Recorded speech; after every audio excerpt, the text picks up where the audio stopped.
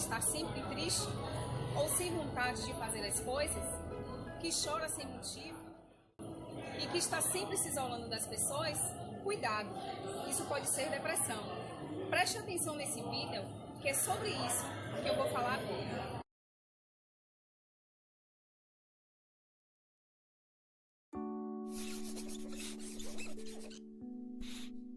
Todo mundo fica triste de vez em quando.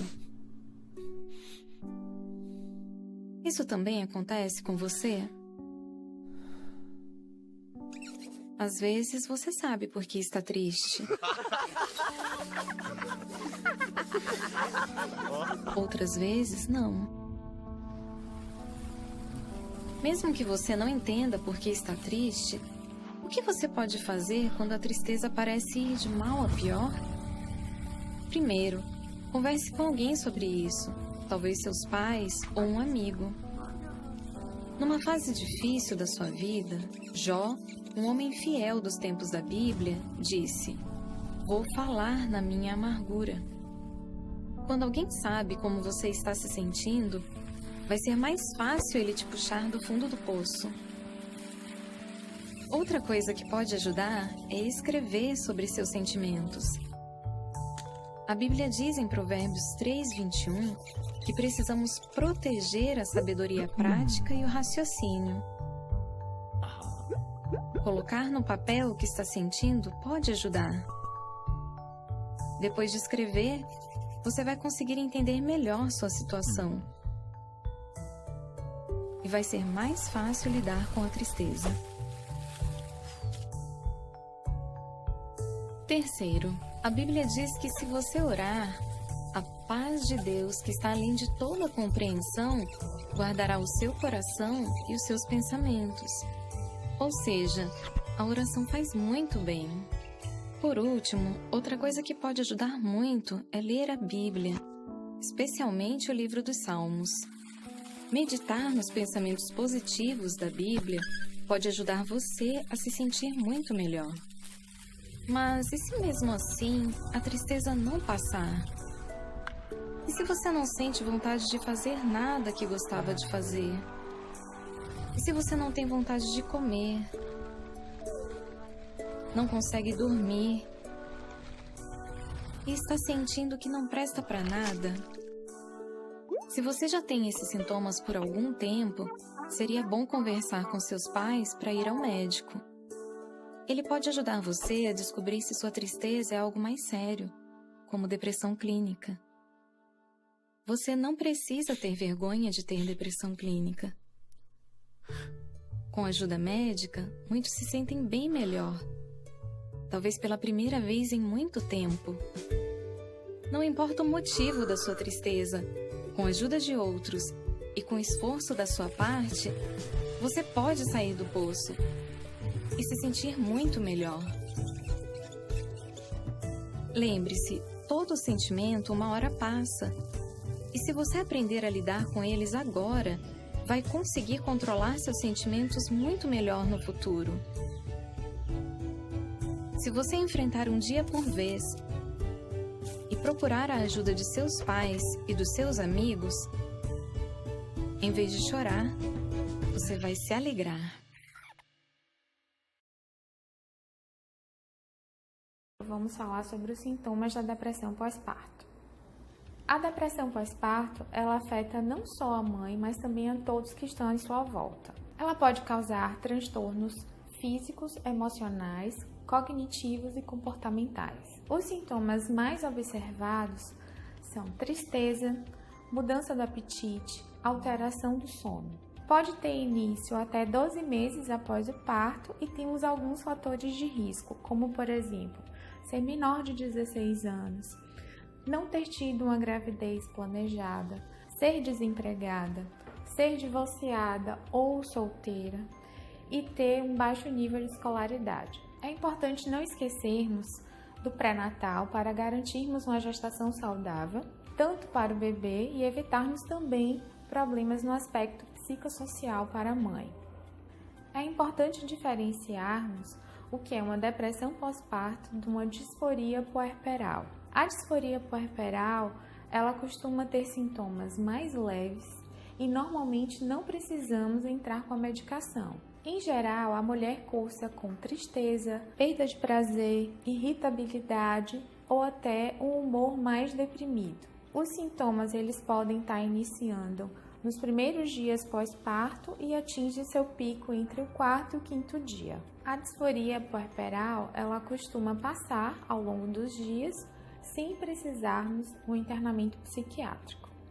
Um outro quadro muito importante que não podemos esquecer é o quadro de psicose puerperal. Esse quadro ele acontece quando a depressão ela se torna um pouco mais grave e a mulher ela pode cursar com sintomas de alucinações auditivas, visuais, pensamento desorganizado, além já da tristeza, do humor deprimido e do isolamento social. Por se tratar de um quadro mais grave, é importante o tratamento medicamentoso e, na maioria das vezes, é fundamental o internamento psiquiátrico, para também protegermos não só a mãe, mas também a vida do bebê, já que a mãe ela perde a noção do cuidado. Muitas vezes ela não quer cuidar da criança ou, às vezes, ela pode até provocar algo contra o próprio filho. É importante que essa mulher tenha um apoio durante toda a gestação familiar, que seja bem amparada, que tenha um suporte emocional adequado. E não vamos esquecer que a depressão pós-parto tem tratamento. É importante buscar ajuda. Estamos aqui com a nossa colega de classe, a Luzimar, uma pessoa de nossa convivência que também passou pela dificuldade da depressão, no caso dela, a depressão pós-parto, e ela está disposta a compartilhar conosco essa experiência. Então, Luzimar, nos conte, como é que você descobriu que estava com a depressão pós-parto? Foi logo depois do parto, 50 dias, né, que eu tinha tido o bebê, eu estava amamentando, o bebê ia cair dos meus braços e fui conduzida ao hospital. Lá fizeram uma quantidade de exames e aí me encaminharam para o neurologista. O neurologista encaminhou para o psicólogo, fiz uma sessão com o psicólogo, encaminhada em seguida para o psiquiatra para passar medicamentos, e foi assim o meu...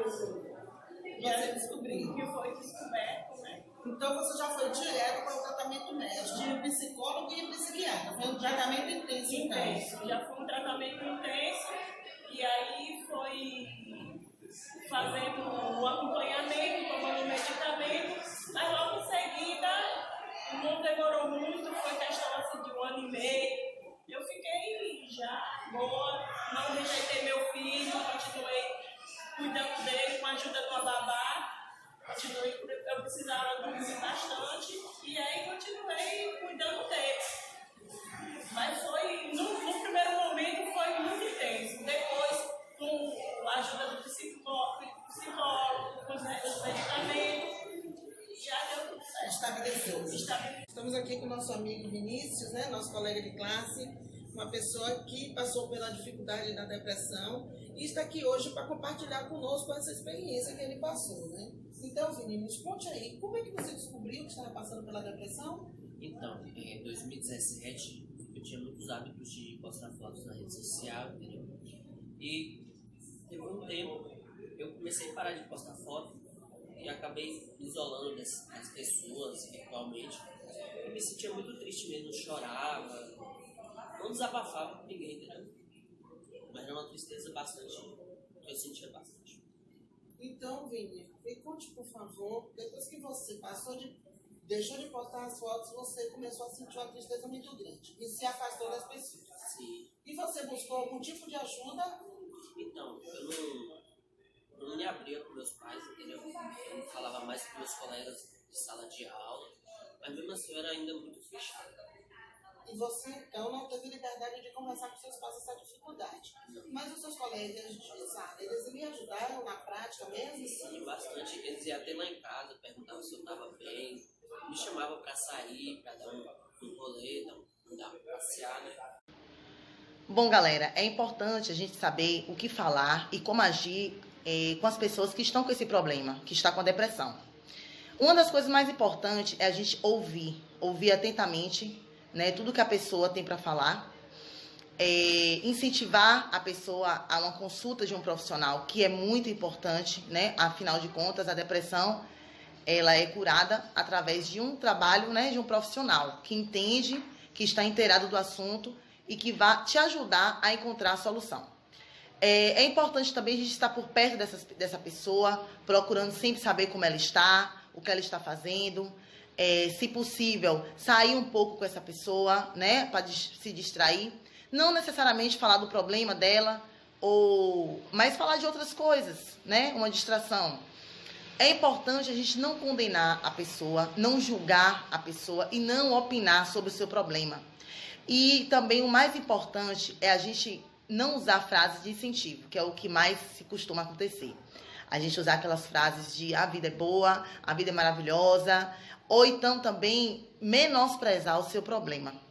A pessoa contar o que está passando e muitas vezes a gente dizer assim, mas você quer se matar por isso? É por isso que você está assim? É por isso que você está agindo assim? E isso é uma forma de menosprezar o seu problema. Infelizmente, a falta de informação faz a gente muitas vezes agir dessa maneira ou falar essas coisas, mesmo que sejam com boas intenções. Mas é importante a gente saber que essas frases, que essas atitudes não ajudam em nada. É bom a gente ouvir, a gente incentivar a pessoa a buscar um tratamento e ouvir muito mais do que falar. Olá, me chamo Camila, sou psicóloga clínica. Eu recebi o convite dos alunos da Faculdade Cairu para falar sobre o tema depressão. Dentre as perguntas que eles trouxeram, eles iniciam pedindo que eu trate sobre os sintomas mais comuns entre os depressivos. Antes de eu colocar todos os sintomas que eu tenho acesso, os mais comuns, eu queria deixar claro que são sintomas comuns em pessoas que não têm um transtorno. Para se diagnosticar um transtorno, eu preciso da ajuda médica e esses sintomas precisam ter um nível de disfuncionalidade. Todo transtorno tem uma relação direta com disfunção.